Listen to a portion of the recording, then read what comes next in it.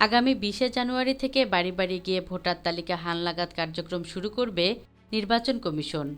আজ সোমবার নির্বাচন কমিশনারের অতিরিক্ত সচিব KM আলী নেওয়াজ বিষয়টি নিশ্চিত করেছেন। আলী নেওয়াজ বলেন, আমরা আশা করছি ২০২৫ সালের জানুয়ারি মাসের দ্বিতীয়ার্ধে এ কার্যক্রম শুরু করতে পারব।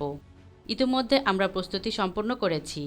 ৫ই জানুয়ারির মধ্যে এ সংক্রান্ত প্রশিক্ষকদের প্রশিক্ষণ কার্যক্রম শেষ করতে পারব। তিনি আরও বলেন, ২ জানুয়ারি খসড়া ভোটার তালিকা প্রকাশ করা হবে। এটি সবার জন্য উন্মুক্ত করে দেবে। সেখান থেকে যদি কেউ বাদ পড়ে থাকেন তাহলে তাদের দাবি আপত্তি নিষ্পত্তির একটা ব্যবস্থা করা হবে। এরপর ২ মার্চ চূড়ান্ত ভোটার তালিকা প্রকাশ করা হবে। এছাড়াও বাড়ি বাড়ি গিয়ে ভোটার তালিকা হালনাগাদের কথা জানিয়ে আলী নেওয়াজ বলেন, আমরা শুধু আগামী বছরের তথ্য সংগ্রহ করব না, ২০২৬ সালে ১ জানুয়ারি যাদের বয়স ১৮ হবে তাদের তথ্যও সংগ্রহ করব। তাদের ২০২৬ সালের ভোটার তালিকায় অন্তর্ভুক্ত করব। তবে তারা আগামী বছর কোনো নির্বাচনে ভোটার হিসেবে গণ্য হবে না।